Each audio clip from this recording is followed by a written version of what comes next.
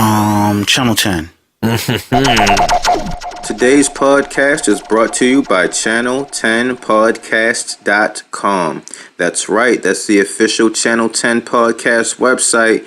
Now there's a store link at the top, so you can click on that link and purchase Channel 10 merchandise like t-shirts and hoodies and all kind of goodies. So make sure you go there, click that, support the podcast, and get your Channel 10 podcast gear. Right now you can get Channel 10 podcast logo gear, but there will be more designs coming soon, so keep it locked to channel10podcast.com. As always, make sure you rate, subscribe, and comment on iTunes, SoundCloud, and Stitcher. Help us grow. We got a lot of big things coming up, so definitely keep it locked to channel10podcast.com. Okay, with that, I'm out. Let's get into the show. Peace. We used to be like CNN Channel 10, and we used to think that people would catch on. But if you're not from Queens, if you don't got Time Warner or whatever, like, well, I didn't know that. Yo, word up, man. It's a different channel, son. Word up, on, man. Word up, watch the channel, son. Different plane now, man. It's all good. Word up, all good, baby, in every hood, son. Word up, yo. CNN Network, Channel 10. It's on again. Street niggas, that's grown men.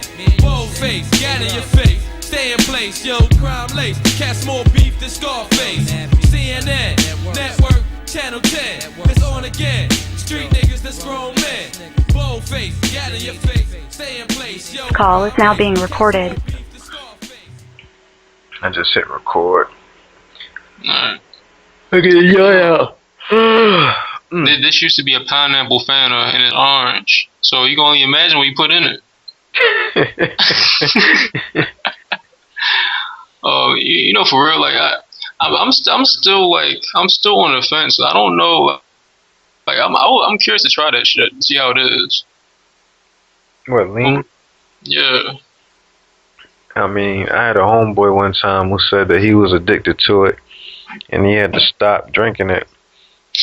And he said that it's real sweet, and you know, you just drink it for the flavor, at least the way he would make it with the Jolly Ranchers or the Skittles at the bottom. And he just said it's just real sweet, and you just want to drink it. And it just make you feel good. I mean, I don't know, maybe just drinking it straight. Or just throwing it in soda and just seeing what happens instead of doing the whole fixings with the Jolly Ranchers or whatever. Yeah. I don't know, but I mean, it goes back to what Schoolie D said about, you know, the sound of the music is influenced by the drugs that the rappers are doing at the time. Mm-hmm. So, like, I guess it does make a lot of sense, you know, what he was saying. For all the listeners out there, go back and check out our interview with Schoolie D. But, you know, he was talking about how, you know, back then all they did was just, you know, smoke some regular weed or whatever. So they would have these long introductions and kind of build the track up. But now, you know, you got certain drugs where you just have to get right into the track, just boom, and just a whole lot of stuff going on. And then I guess with this whole slowed down, mush mouth garble type of stuff, you know, that's no disrespect. I didn't mean to say it like that, but you know, that's influenced by this lean craze, which I don't even know what they're doing now because they stopped manufacturing and selling it in America, I believe. So yeah, I mean, a certain rapper said something about that. I guess making fun of it, but I mean, I guess if you're traveling all around the world, you can get easy access to it. Yeah. Yeah. This episode had a weird start. By the way, this is a Channel 10 podcast. It's Almighty AR in the building. And I'm Single Superior. And we're here just discussing various topics, and we just hit the record button. So, yeah, it's real interesting, this whole thing with these Atlanta producers, or not even Atlanta producers, but these producers who have migrated to Atlanta and cultivated this type of sound and energy that they have going on. And Lex Luger, I mean, he really kind of jumped it all off and changed the sound of music. I'm trying to think of what hip hop was like. I'm trying to remember what hip hop was like pre Lex Luger. Well, what is technically, what is Lex Luger's like first track? Hard in the Paint, I believe. Yeah. Zaytoven was around during that time. That's right. That was when Gucci Mane was dropping all of those mixtapes, and trying to see what year was that. Waka Flocka, Hard in the Paint. Probably 8 years ago at this point. 8 years ago? Maybe. Like 2007, 2008. Hold up. Maybe. That can't be right. Flockavelli, 2010. Hold on, that was when it was uploaded to YouTube. Wait, I gotta see. I gotta get the official Wikipedia. As official as Wikipedia can be. Okay, it says released May 13th, 2010. But it may have been actually out before then. It had to have been. Hold on, did he produce Oh Let's Do It too? I don't know. Actually, I thought about that song the other day. I have no idea who did that. Oh no, Eldon Beats. Where is she? Nowadays, I wonder. I don't know. But yeah, even like going back to Zaytoven, man, I feel like he doesn't exactly get his just due. But after really recently just figuring out who the Migos are, or is rather, then I can see that Zaytoven is actually quite relevant, because he seems like someone who would just really, just based his career around Gucci Mane. And now he's kind of branched out in a way, but yet he still hasn't exactly. I mean, somebody has to keep that Gucci Mane ship afloat. Gucci Mane's doing it himself. He has like a soundtrack coming out like next week or something. Yeah. He has a movie coming out. Yeah, I don't even recall anyone even talking about him filming a movie.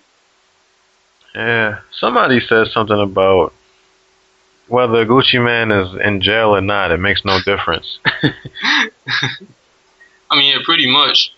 I wouldn't be surprised if somehow, some way, they use like this whole jail thing to like enter it into like one of those like independent spirit award ceremonies or whatever, like the contest or something, and then ends up winning like a Sundance Film Festival award. It might. Gucci is pretty amazing. Like, and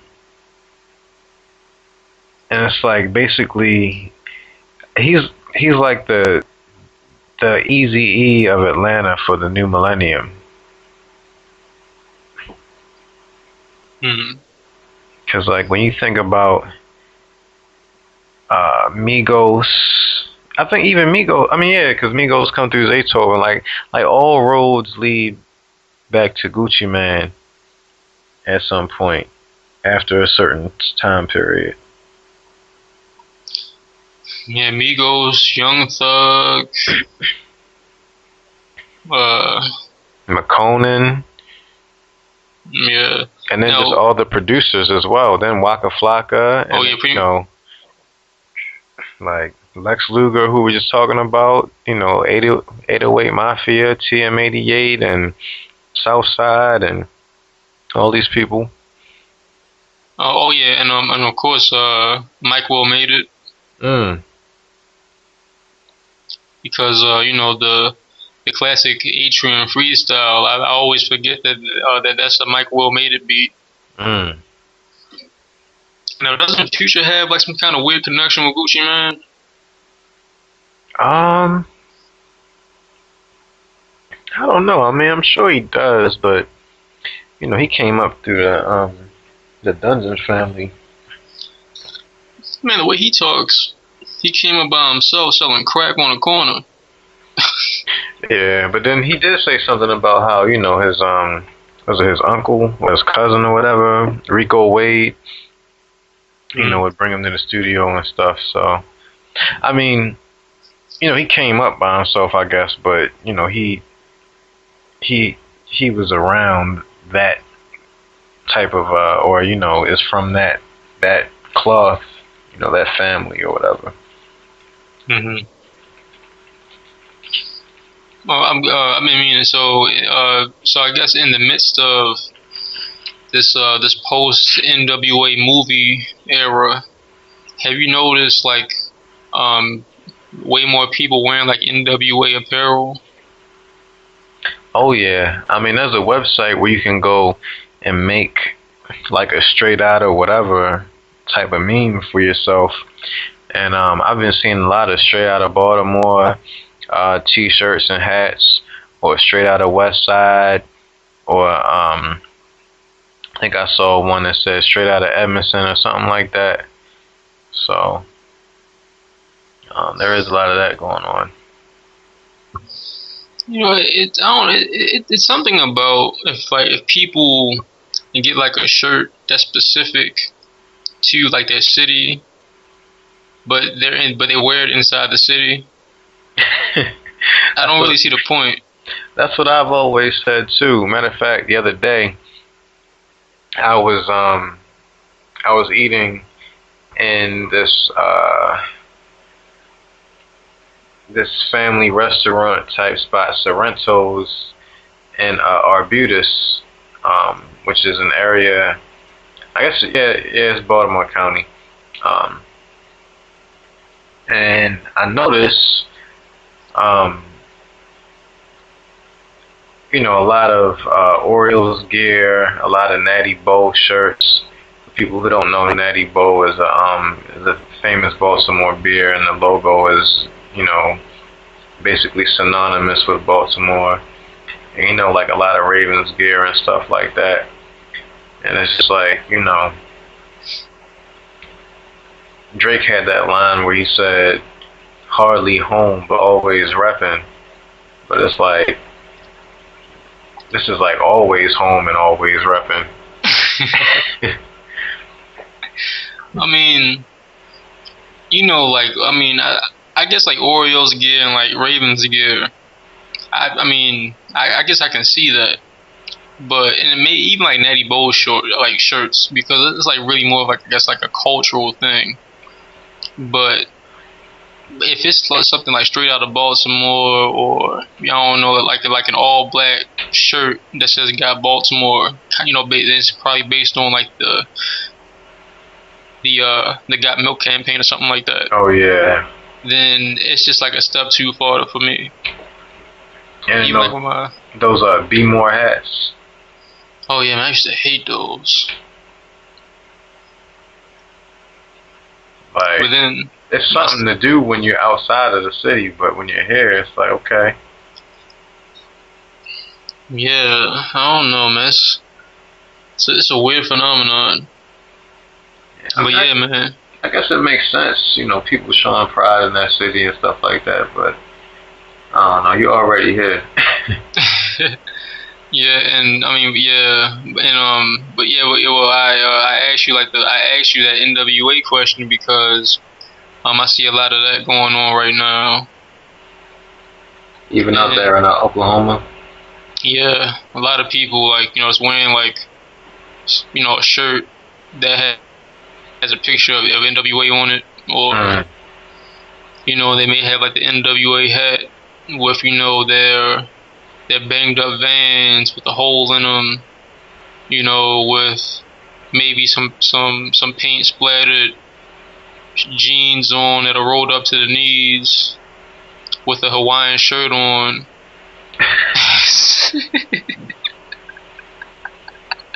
So is it that is it becoming that Wu-Tang shirt and Target effect? Oh man, I don't know. That's a really good question. No, I still think it's still like one of those underground things that just hasn't really caught on yet, because even with like the Wu-Tang Target shirt effect, I've only seen one person with the Wu-Tang Target shirt on, and then I've seen two other people with like the official Wu-Tang shirts on. You know what's crazy? Like, I don't know if those Wu-Tang shirts are still in Target, because I went to Target in Mondawmin looking for a Wu-Tang shirt, and I couldn't find one. Well, I went on the Target website looking for them, and they had them on clearance, but they only had small. Oh man! And it was going for like $5 or $6. But yeah, I figured that's probably a sign that I should just go ahead and just buy like the official Wu-Tang shirt. Yeah, because like I'm one of those dudes where I was the one who was never going to wear another rapper's apparel. But I think at this point, Wu-Tang is so ubiquitous, it's kind of like cool now. Like, it's alright. Yeah. But like Wu-Tang hasn't exactly, like it hasn't like gotten to the point that, that people just start wearing it, but they don't really know what they're wearing. Like how if you see someone with a Beatles shirt on, and they have no idea who the Beatles are exactly. Yeah. That's the worst thing in the world. I was just thinking about that the other day because I have a Pink Floyd shirt with shoot, why can't I think of the name of the first album right now? The Piper at the Gates of Dawn. Nah, not that one. The one that the Yellow Brick Road. Dark Side, not Dark Side of the Moon. Yeah, Dark Side of the Moon. Oh, okay. Yeah, I had the show with that. I mean, the shirt with that, and I was walking around with it on, and it occurred to me that some people are probably looking at me thinking that I have no concept of what Pink Floyd is, or probably had never heard the Dark Side of the Moon album. Yeah, probably. And that's right. So me and you, yeah, we do have the same shirt, because I have a Dark Side of the Moon shirt too, and then also I have the Wall shirt. I can't really get into the Wall, like as a whole album. Like It's just too dense.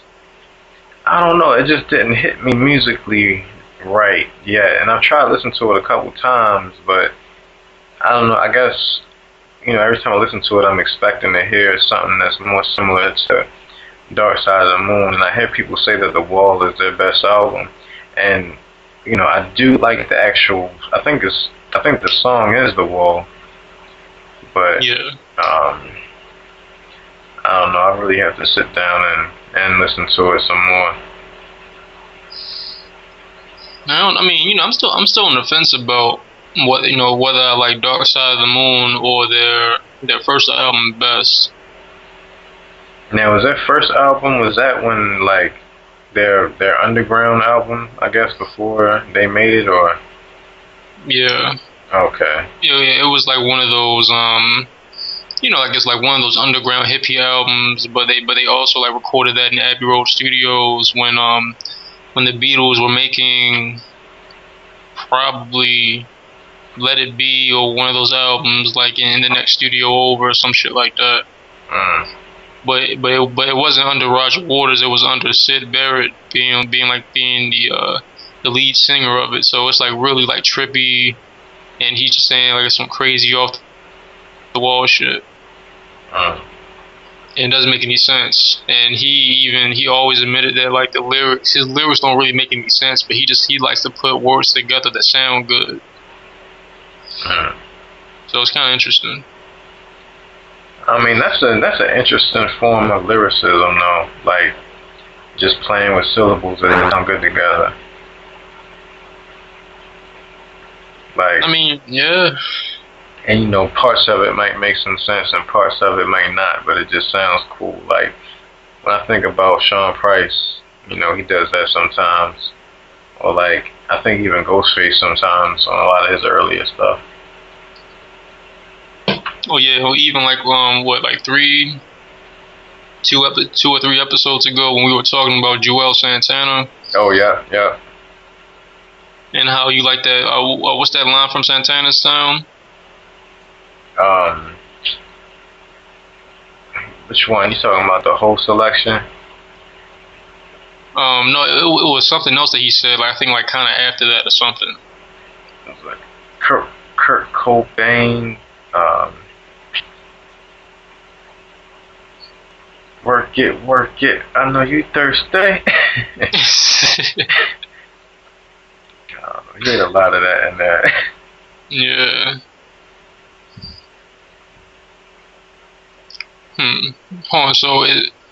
Is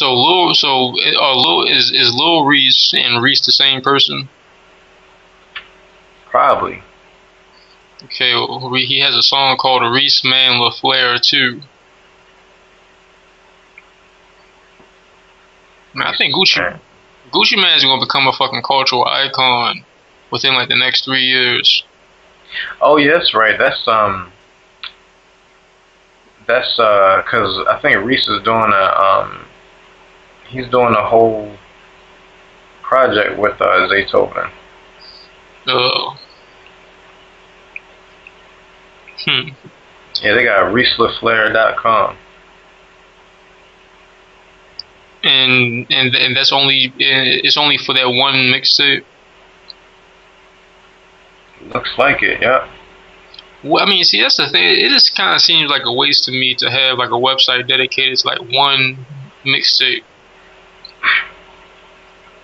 You know, like how they have like websites that are dedicated to one movie.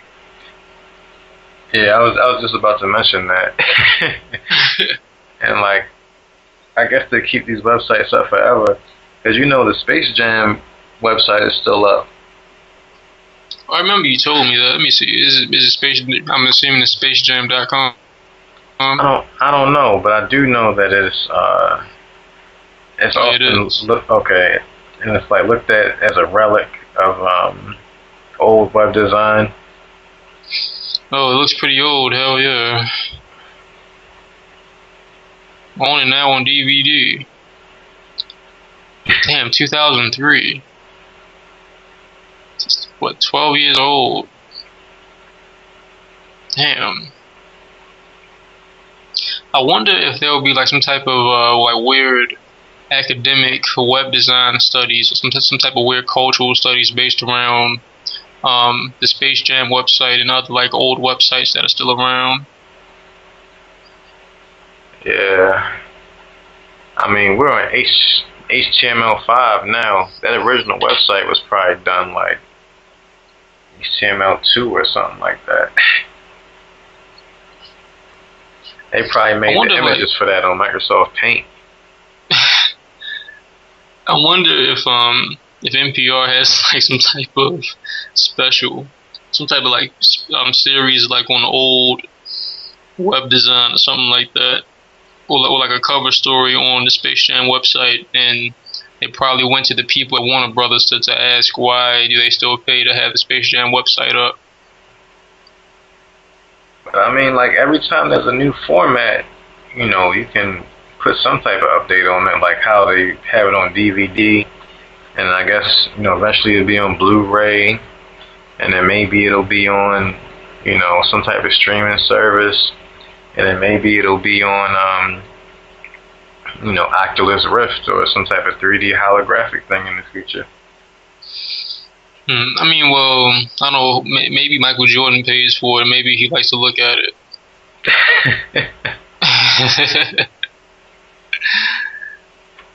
Oh man. But oh yeah. So the YouTube Red thing. Oh yeah. So, from my understanding, YouTube Red is basically like YouTube's paid subscription service, similar to a Spotify or a Tidal. And the benefits of it are exclusive content, no commercials, and the ability to save things for offline viewing and to, I guess, listen to YouTube videos without the app being open, which has been a huge criticism of the YouTube app for a long time. They eventually said, they did say that they were going to, have that ability in the future. So I guess this is their way of doing it. Okay, so and the thing is, if you are a content maker on YouTube, you have to sign up for YouTube Red. Right, and if you don't, then they'll make all your videos private until you do.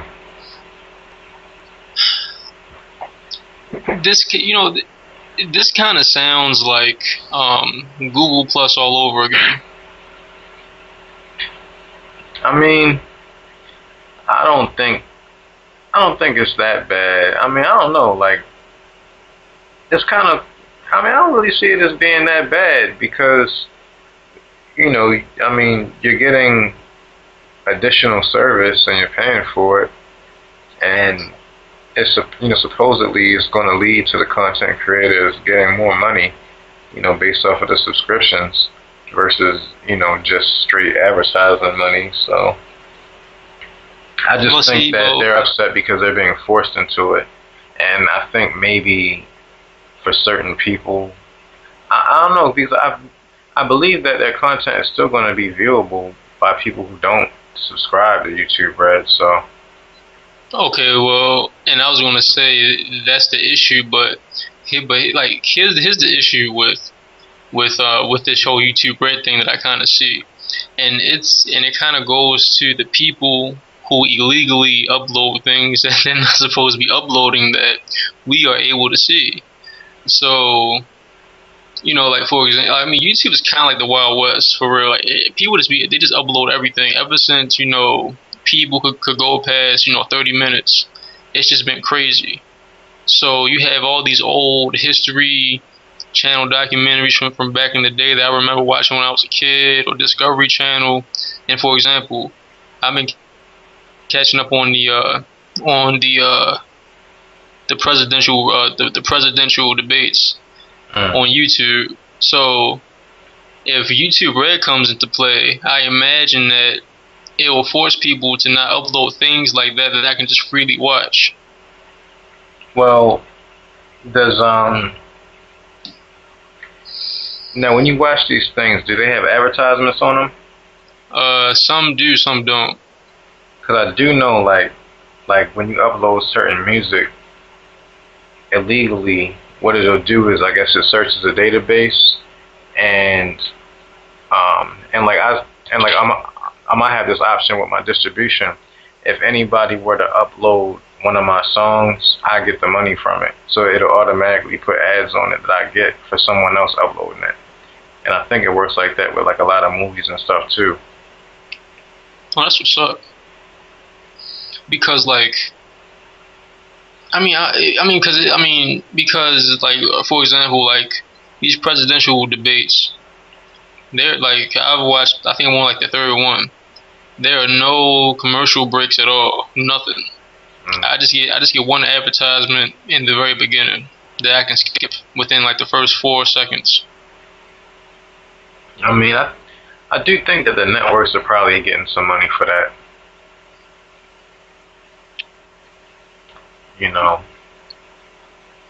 But that's the thing though, like, but I feel that if YouTube Red is kind of forcing people into paying, then that means that the providers of this content like the people who are getting it from, like the CNNs and History channels, they're going to want a larger cut.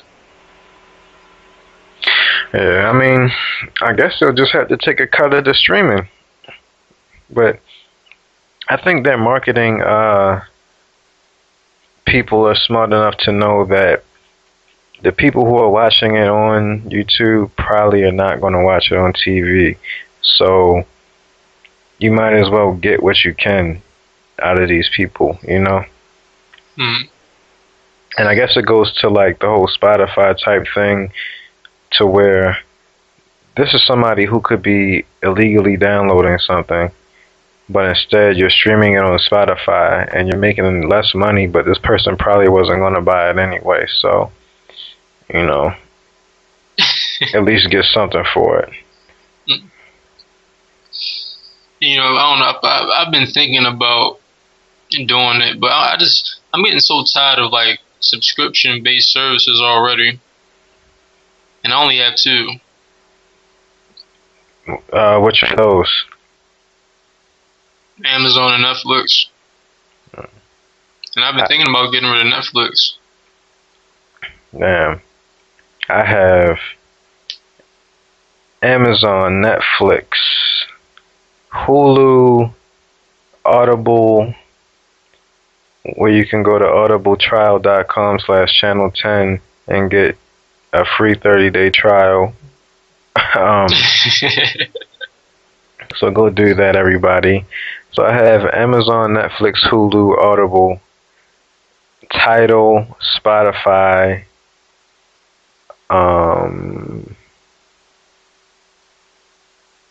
I'm trying to think what else. I guess through Channel 10 and 410 Music Factory, I have 2 for SoundCloud, and I realize how annoying the SoundCloud ads are anytime I accidentally listen to something and I'm not logged in. Oh yeah. Like I get real confused. Like why is this happening? What about UFC? Oh, that's right, UFC. UFC TV. Was it UFC Fight Pass? Yep, I have that.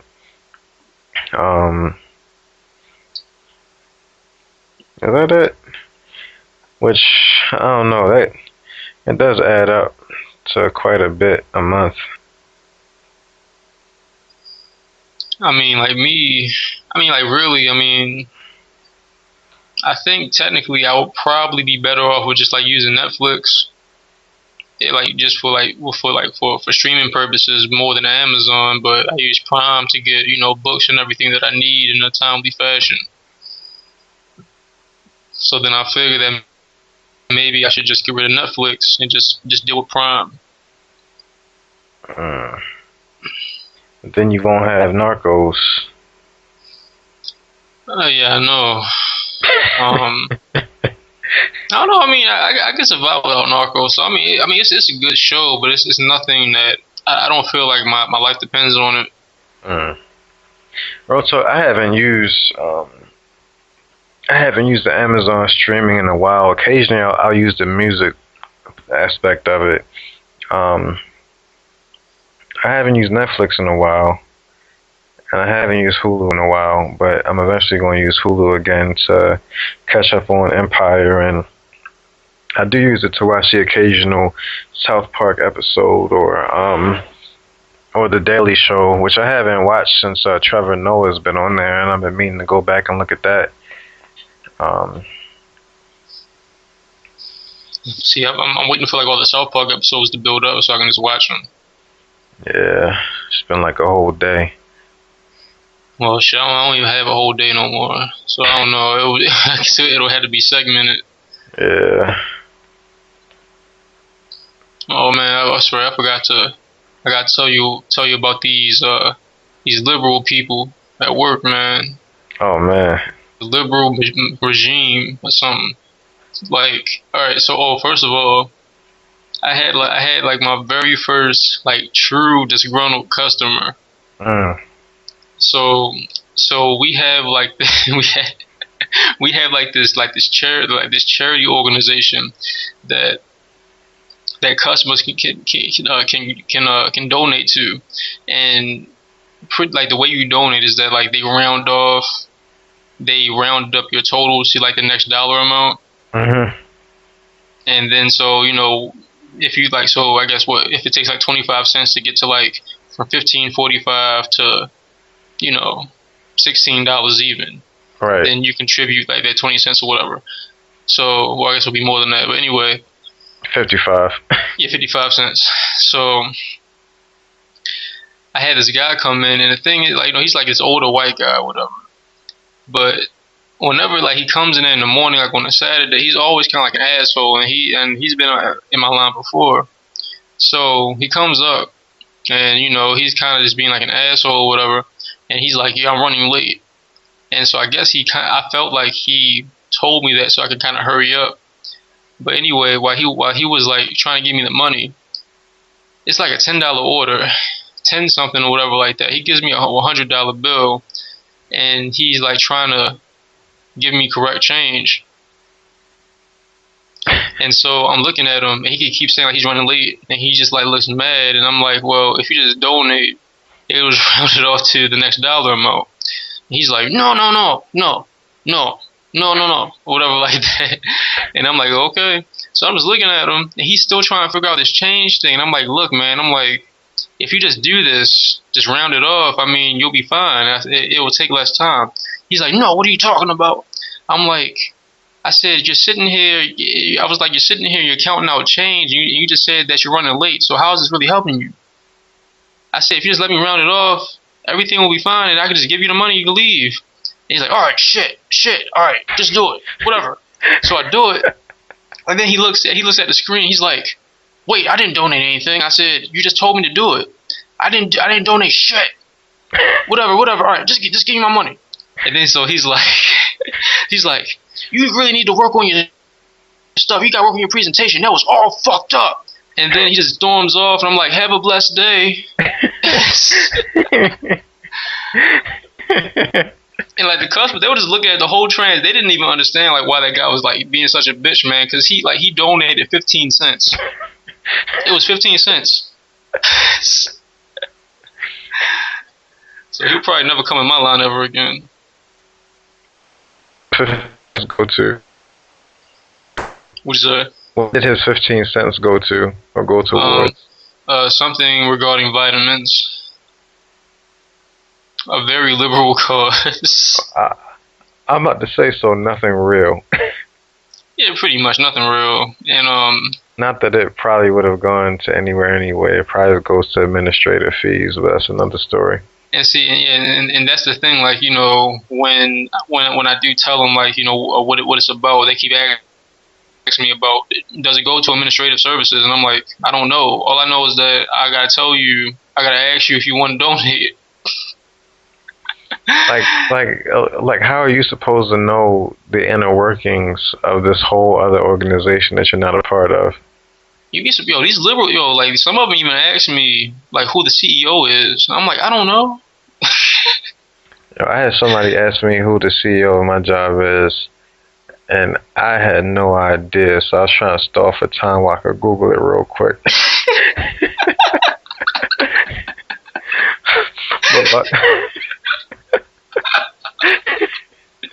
Oh man! Because we were going to say, I'm gonna send the CEO a letter. You think the CEO cares about your little letter? I'm sorry, but I work for an evil empire. Let me tell you how my job does when it comes to donating.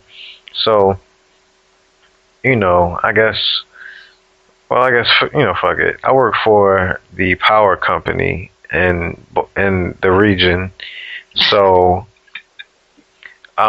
there's only one power company in the region. You only have one option to get your power from. So, if a situation gets real heavy and you can't pay the bill, there's no cheaper alternative or anything like that. Your only option is to go to something called energy assistance or the fuel fund or a United Way. And I think United Way has something to do with these things. So basically what they try to get us to do is do all these United Way freaking events to raise money, and also to give some money out of our check to United Way to give to the damn organization that's giving people money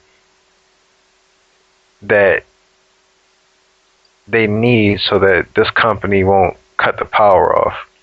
So basically, you're taking the money that you're paying the workers and putting it in a fund to give to people who can't pay the bill that you're getting the money for.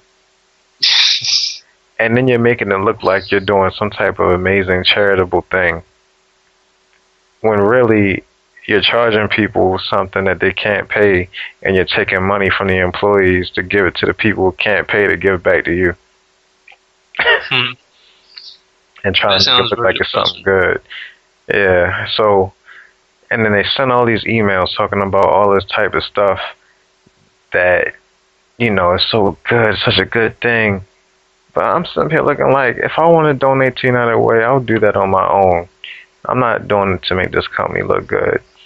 And then today, they had some type of hot dog thing for the United Way.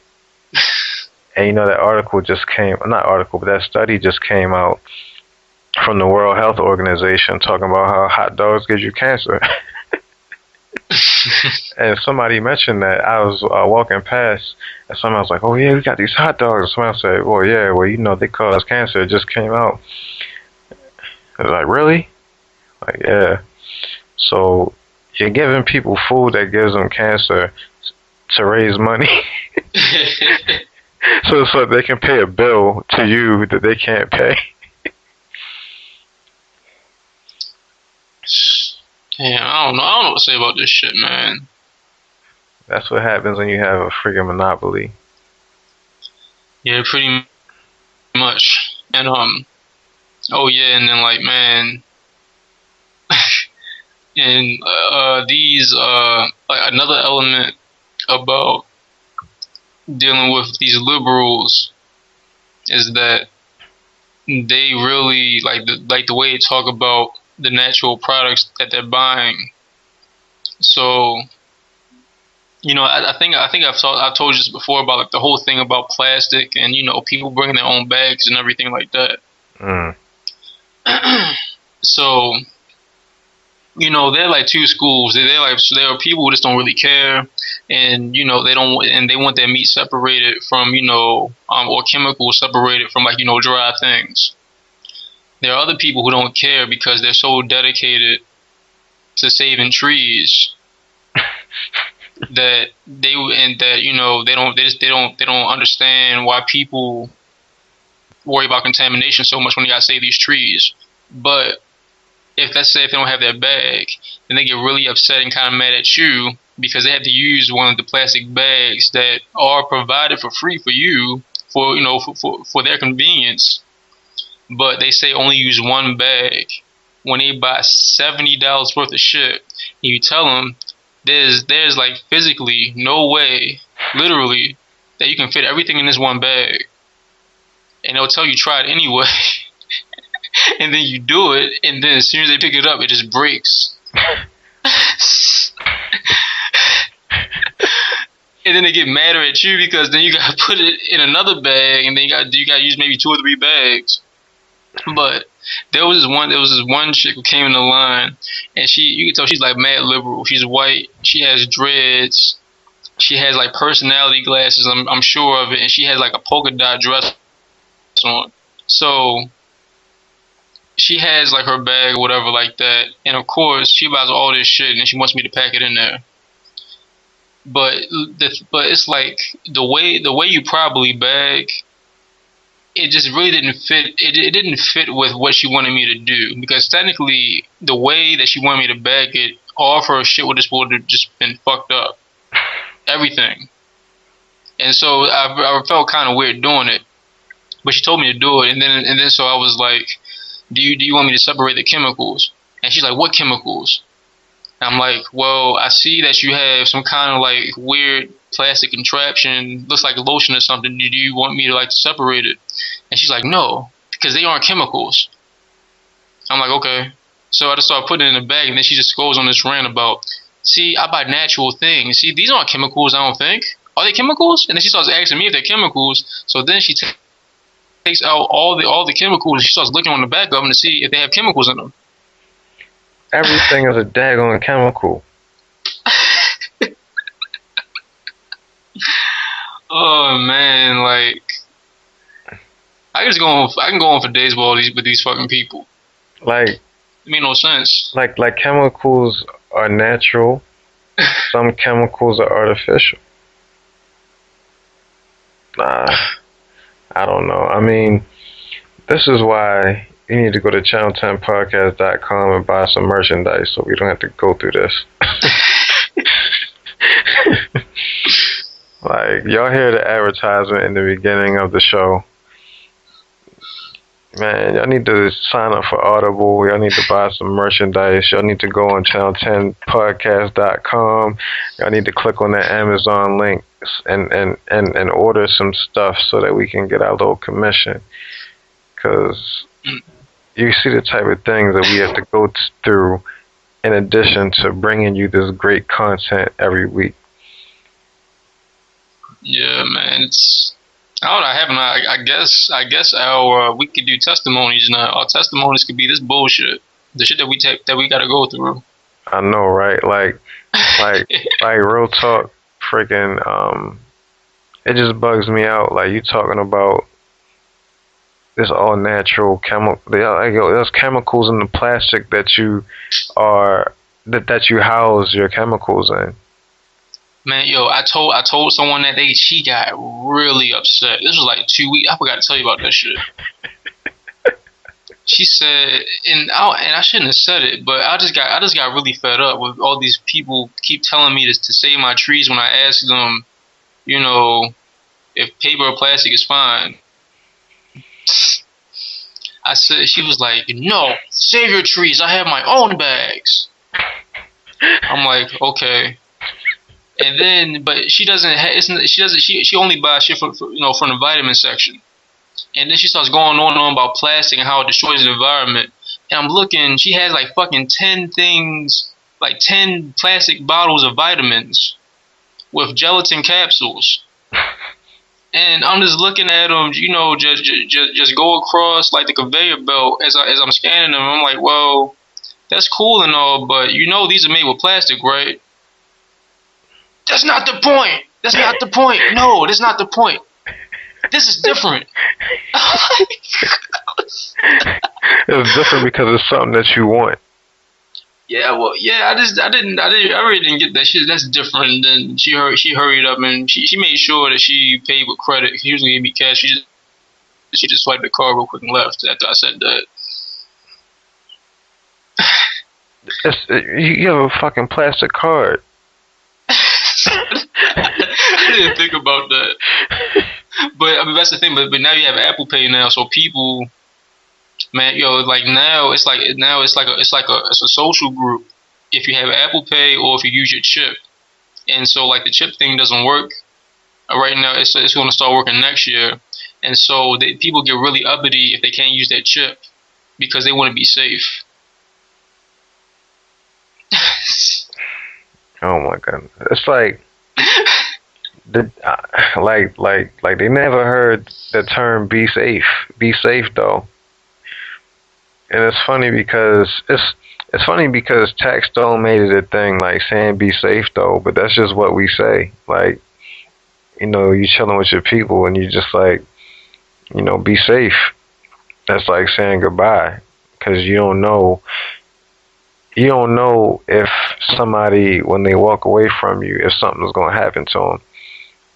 So you can be safe, but that's not going to help you.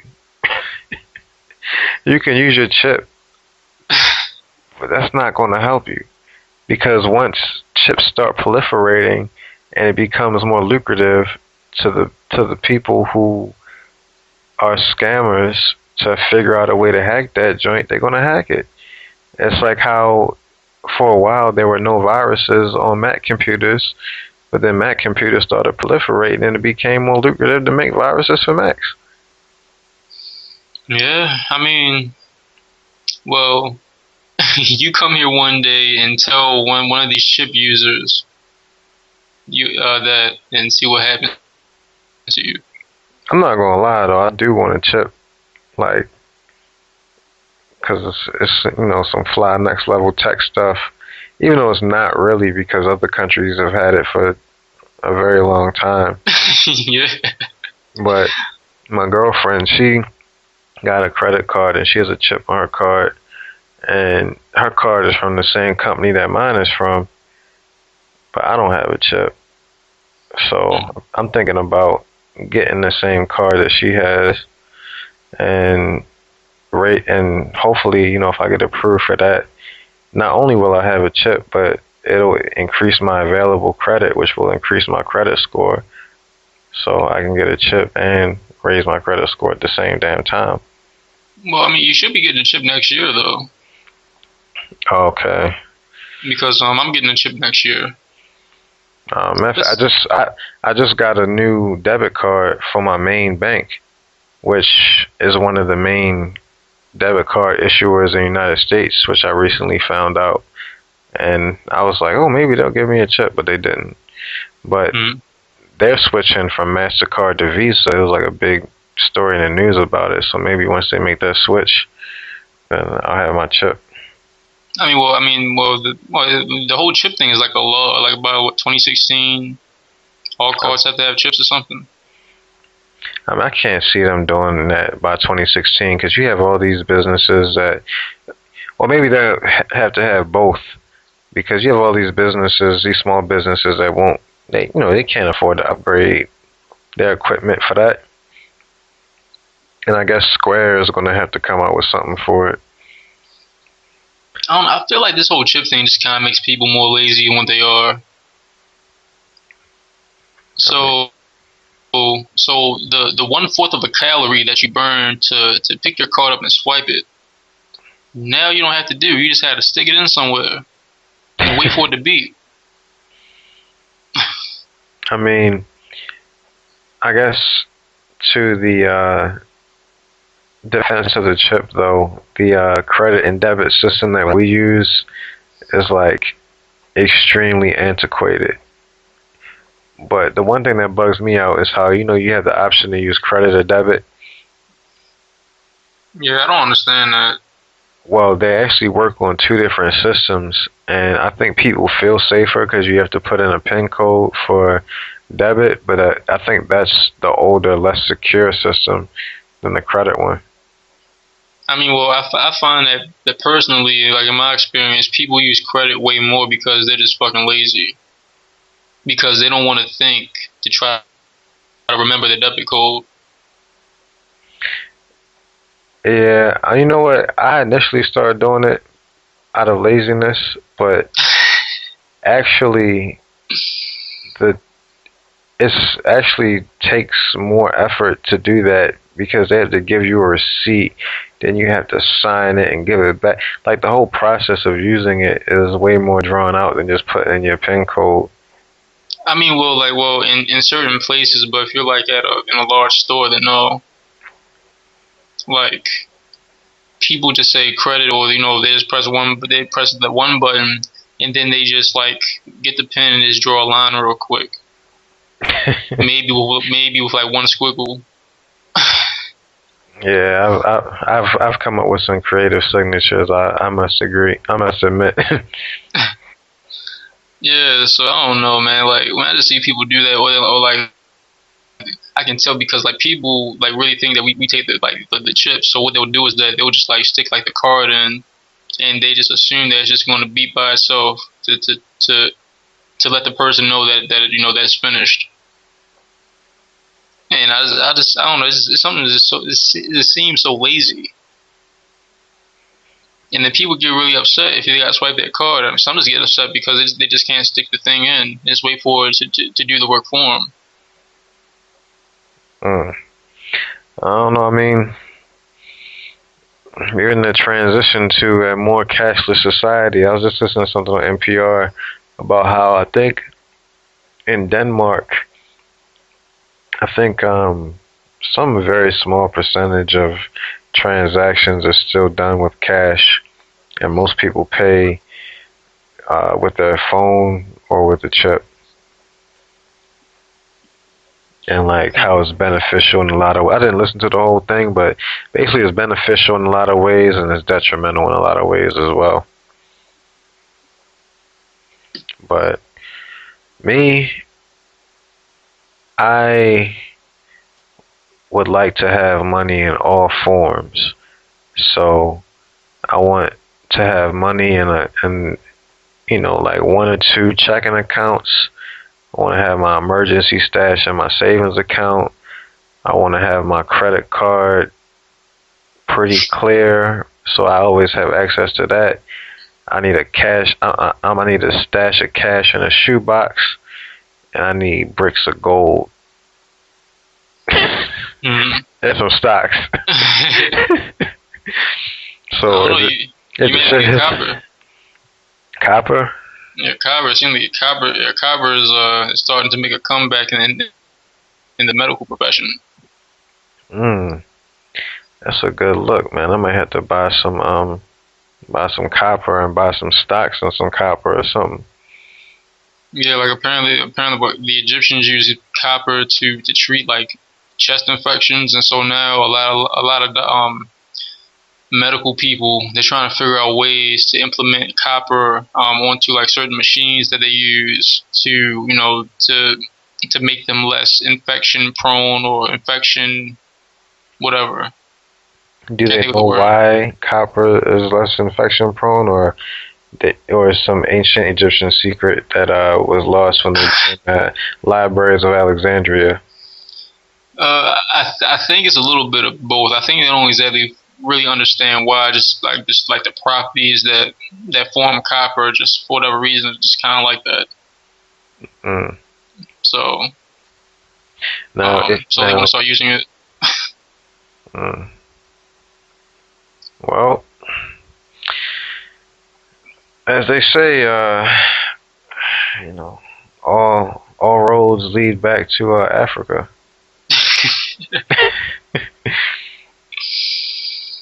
Yeah, pretty much. But yeah, that was So like when I heard about it, I figured that next thing you know, copper, they're gonna start making copper bars or some shit, and then you're gonna have those weird copper for gold places popping, cash for copper places, popping up or something like that, and then more people will be stealing copper out of people's houses. I mean, copper has value. Isn't there a lot of copper in a penny? Yeah, I think so. Yeah, and the actual penny is worth more than 1 cent.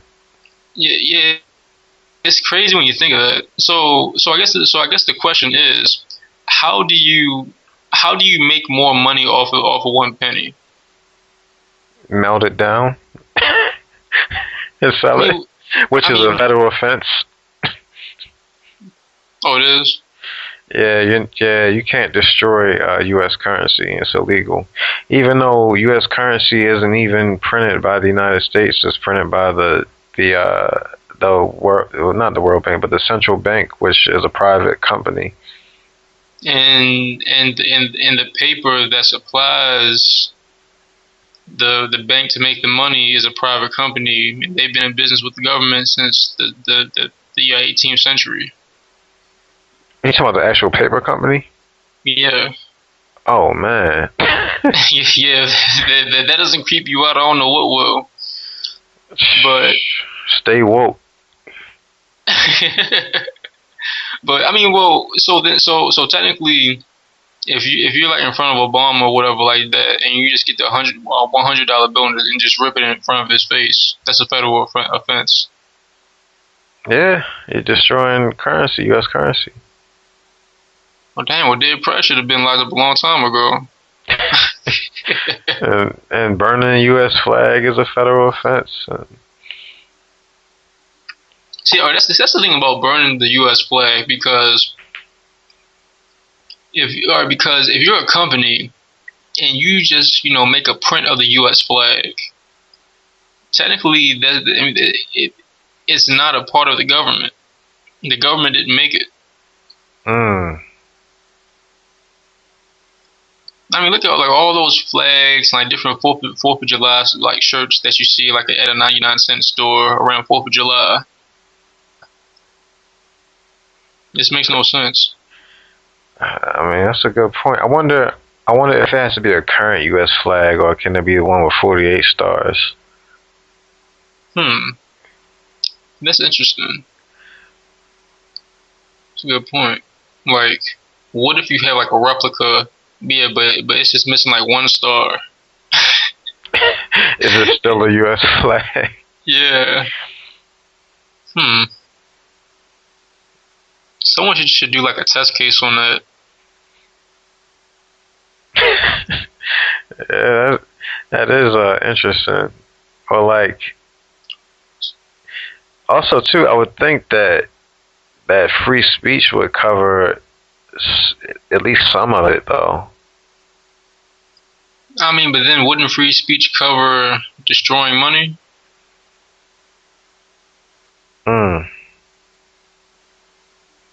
I mean, free speech is supposed to cover a lot of things, but it's like with great freedom comes great responsibility and great consequences.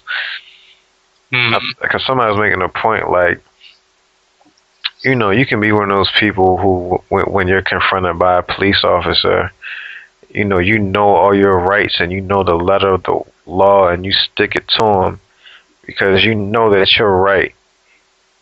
That's not gonna, when you talk about your rights and your freedoms and everything like that, and you might be absolutely right, but no matter how right you are, that's not gonna stop them from smacking you upside the head with a billy club and dragging you down the street and worrying about the consequences later.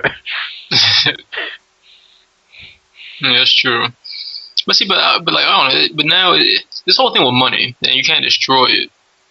You can't destroy it, but yet you go to a strip club and you just throw it everywhere. and the things you do with that money in the strip club, I mean, where you may put it and everything like that. You would think there would be some type of outcry against that or something. Or music videos, the way that they just throw money around. I wonder if George Washington ever thought that his face would be in a black woman's thong. Thousands of them across the nation. A whole bunch of them just placed in the thong while her booty is shaking. I mean, I'm pretty sure he was probably used to it. You know Jefferson was. I know, right? Oh man, my girl, she was just telling me about this book by a freedman around the time of Thomas Jefferson, who basically wrote this book in the 1800s. And she's supposed to be, I forget the name of the book and the guy, I gotta ask her, but basically he called Thomas Jefferson out for being a hypocrite because he said that, basically having slaves was a lack of humanity or something like that. But yet he had over 250 slaves and viewed blacks as less intelligent. Well, he was a complicated man. As a white man. And push it. He was a man of his time. Yeah. I don't know, I get tired of hearing that shit. I mean, it's true, yeah, but there's so many examples of that, of so many remnants of that shit today. There, after a while, it's like, yeah, all right, we get the point. Yeah. I mean, it's just like, he's a man of his time, but if you're supposed to be a man of such upstanding moral stature, Doesn't morality transcend time? Or does it? I think at his time, being that there were abolitionists, you know. I mean, morality is a cultural thing anyway. Yeah. I mean, you got people in different countries that have more than one wife, and they think that's moral because they think that they can take care of more than one person. Whereas people here, on the other hand, may not exactly think of it that way. I mean, I don't know. I think the basic morality is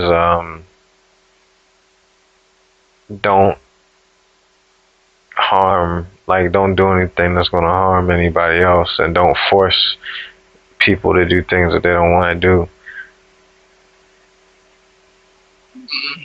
I mean, basically, everything should be, voluntary. Shit. History is based on involuntary things, things that people didn't want to do. Yeah.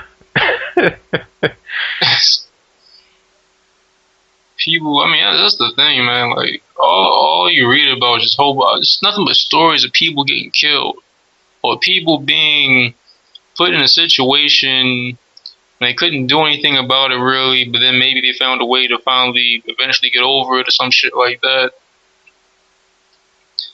It's just a depressing history, a depressing story of mankind and aliens. If and reptilians, if you are a believer in those things. Yeah, I mean, I don't know. Oh, speaking of aliens, I guess this is going to go on a science tangent. Did you have you seen anything about that star that dims at a certain interval, and like the brightness, it doesn't like match like the patterns of any other star, and they can't figure out why? And one of the theories of why is that aliens light years away have built some mega structure that passes in front of the star for years at a time, which makes it dimmer. No, I didn't hear about that. Yeah, I mean, matter of fact, they're talking about it on Science Friday on the NPR, and basically they were saying, when it comes to these type of things, some type of aliens doing something like that is like the last thing that you would come up with as a scientist, but they don't have any other explanation. I think one of the explanations is like some type of cosmic dust cloud, but then they said, even that kind of doesn't make any sense, so the only other thing they can come up with is some type of mega alien structure that blocks out some light from the star. But then I imagine that the term alien is used rather, loosely. No, they mean actual alien civilization that can build something as big as a planet. Well, why couldn't a planet just come out? Why couldn't it just be some type of an inanimate object in space? I think they had their reasons as to why. They did have the dust cloud thing. As to why it couldn't be a planet, I'm gonna forget why they said it. It probably wasn't that, but they had all their reasons why it wasn't that though. Or could it be like a culmination of space junk? Yeah. Which apparently is like a really big problem, but apparently the way the world sees it is that they just aren't going to do anything about it no time soon. You mean space junk that's created by us, or just floating out there? I guess created by us when it comes to not doing anything about it. But in terms of the retarded star, Oh. Than like just anything flying through space.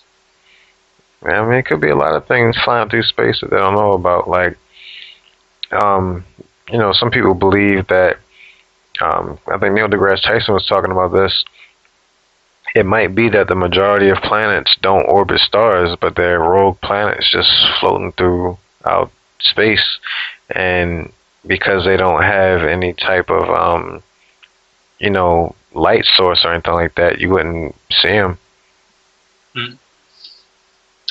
Speaking of science, have you heard about the study that I think Pew did to kind of like test Americans to see how much science Americans know? I heard about it, but I didn't really look at it though. Oh yeah, I think like only like 20% of people like passed it or something like that. And apparently these were like basic questions that you were supposed to learn in high school. And I was listening to Marketplace, and they had Bill Nye on, and he was talking about how bad it is and how everyone needs to know science. But some of the questions they were talking about, I don't know. Like, I can't even think of one off the top of my head, but there were certain things I didn't know. Actually, a lot of things I didn't know. And so they're trying to figure out what does this mean for innovation, in the next generation and everything like that. I mean, as a real black atheist would say, the Africans were the first scientists. And basically all that means is that they observed their natural environment and learned about it. And then from science, once you learn about it, then you're able to create technology based on the science to advance your civilization and advance your culture. So if you don't have that science, then there's nothing that can come from that knowledge because you don't have it. And so you're just stuck, and there's no innovation. All right. So for the Africans were the first scientists, first ninjas, first reptilians, the first Elohim and Anunnakis. I mean, I guess he kind of has a point. I mean, he was basically saying like, the white Western culture, they've mastered it. Basically what they do is, observe the natural environment and create technology based on that. And, that's why they're winning. I mean, but see, all right, well, see, this is the thing about this kind of, this Afrocentricity, because after a while it gets kind of silly. And what you and me have, we've talked about, ad nausea, because, we've talked about the historic trends, and that at one point in time, blacks ruled the world, and they fucked shit up, and now it's still kind of like the white people's turn to do the same shit, in a sense. Yeah. I mean, I guess the Afrocentricity aspect of it is rooted in, I guess, the origin of humanity and civilization being in Africa, and then the fact that the black people did it first. Oh yeah, but see, actually, I wonder if there's some type of weird Eurocentricity from from like what, 700 years ago or whatever. I mean, I imagine there would be, like, especially when you look at the whole thing with, I guess, was it the Moors in Spain? Yeah. And how, once they were able to, get everything together, they wanted to kick them Negroes out. I mean, yeah, but like, were they like growing? Were they like growing their hair out? Did they have like a prophet? did did they go around, with their guitars and their weird rebellious music that the Moors just didn't understand because it was offbeat to them? I mean, I wouldn't be surprised if they did, because everything moves in cycles. Oh man, yo. I'm sure there was something like that. They probably had they probably had the first rendition of the Dark Side of the Moon, probably connecting that shit to how they were reptilians in space, and how the Moors were probably they were grafted out of the black cobblestone or some shit like that. But speaking of that type of stuff, though, speaking of the cobblestone, it's kind of interesting how that's an asteroid or a comet that hit the Earth. Yeah, it is. And then people run around it for religious purposes now. Now, do they run really fast and get dizzy or something? I don't know. I forget the whole significance of doing that, actually, but I don't know. It kind of goes to the theory of all these religions being basically space cults.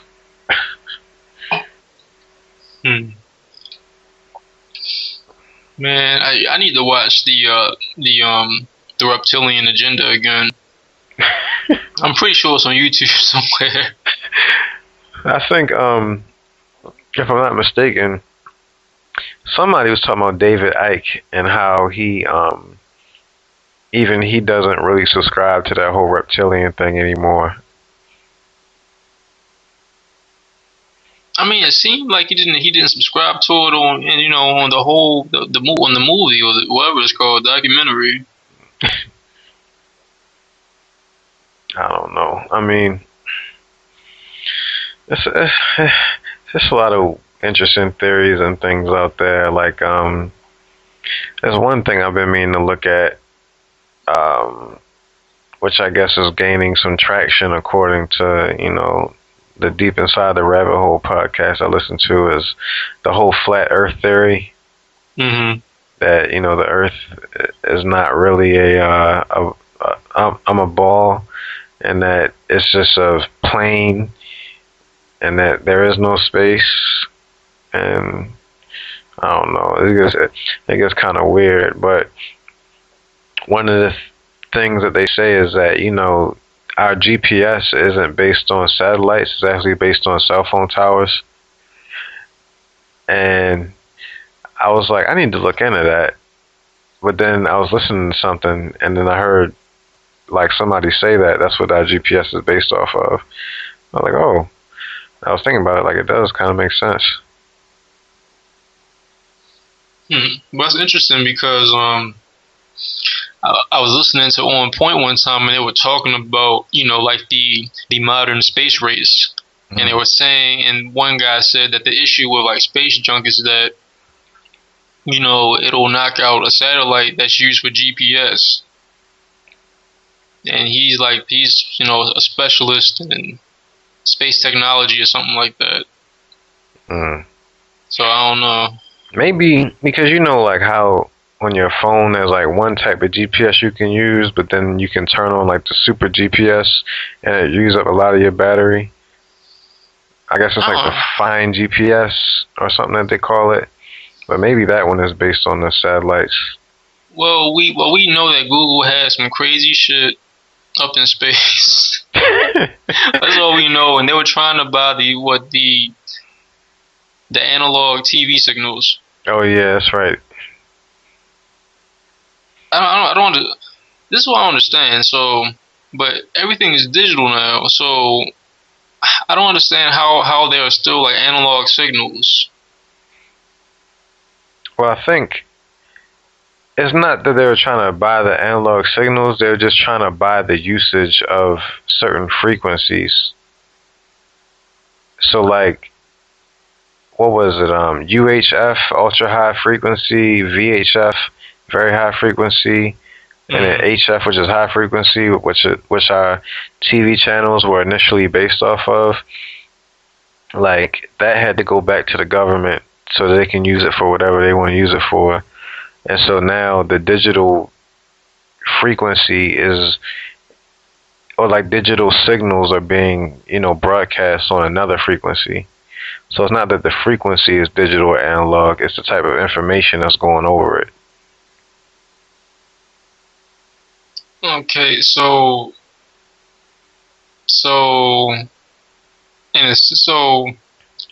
Google. So I guess basically like back in the day, Channel 2 and Channel 13 were like completely different frequencies, and that's why you couldn't have like Channel 2 and Channel 3, all the channels had to have a certain space in between them because they would kind of bleed into the next one. Like, you remember how like Channel 20 and 24 would be sometimes, or like Channel 50 and 54? Man, sometimes. Shit. That was all the time. Right, so like I think from my understanding is with the digital, you can just use one frequency or one frequency band, but then broadcasting a digital signal, you can put all these different channels through it. Okay, so then Google wanted to buy the older frequency in an effort to use it, but the government said no. Yeah. Now the thing is though, what would the government be using these frequencies for? Who knows? Because it can't be anything secret, because people still have TVs and they can pick it up, unless they're broadcasting some type of signal through it, which we wouldn't even be able to detect because we wouldn't even know where to begin. Like, they could be using those signals for whatever right now, but we wouldn't know it, and we wouldn't have anything that could receive it. We would have to first know what it was, and then have a receiver that could receive it, that could, get the signal and put it in a form so where we could get it, like, decrypt it. So, I don't know. Well, I think on that note, I think we just officially lost any kind of opportunity to become a larger podcast at this point.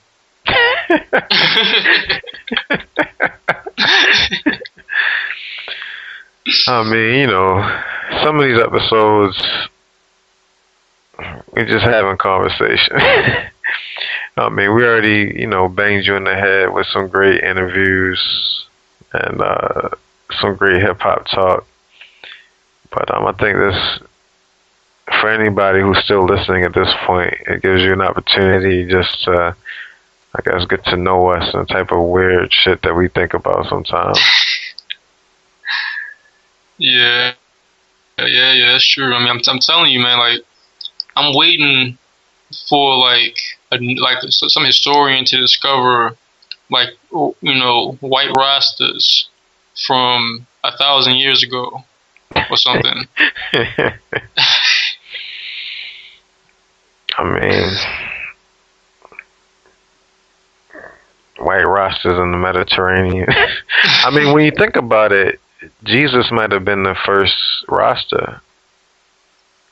That's very true. I mean, when you think about it, even the Eurocentric image of Jesus, he looks like a cleaned up Rasta, but he walked around in robes, sandals, probably some dirty feet, and that long hair. Back in those times, that would have dreadlocked up. That's very true, especially in that climate. Yeah, so, I mean, he would have been a Nazi dread, walking around spreading his message of love and peace. That's very true. See, it's something to think about. Yeah. I'm tempted to name this episode Jesus Was the First Rasta. But I don't know how that would go. You never know. Might as well keep the intriguing titles coming, I reckon. Yeah, I had another one. Shoot, what was it? Something that we said a couple minutes ago. Let me start writing these things down. Was something about the frequencies? Nah, it was like, was it something about aliens? It might have been something about aliens. I don't remember. I'm going to go back and listen to all of our ramblings.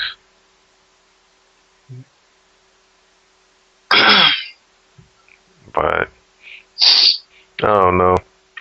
We're at like an hour and 22 right now. Damn, I didn't think it was this long. Yep. But Shit. I don't know. You try and wrap this up? Oh yeah, I think this is good enough. Well, shout out to all the listeners. We thank you for taking this journey with us. I think this would be episode 31, unless we have something else more pressing that comes up before then. So definitely check out channel10podcast.com. Like us on Facebook. Tell a friend to tell a friend. And don't forget to support so we don't have to work our regular people jobs anymore, because we're not regular people. Word. Peace out. Peace. Feeling this here. Yeah, son, you feel it, man. Word up, son. You gotta just do it, yo. CNN. Yo, word up, man. It's a different channel, son. Word up, on, man. Word up, watch the channel, son. Different plane now, man. It's all good. Word up, all good, baby, in every hood, son. Word up, yo. CNN, Network, Channel 10. It's on again. Street niggas, it's grown men. Bold face, gat in your face. Stay in place, yo, crime lace. Cats more beef than Scarface. CNN, Network, Channel 10. It's on again. Street niggas, that's grown men. Bold face, gat in your face. Stay in place, yo, crime lace. Cats more beef.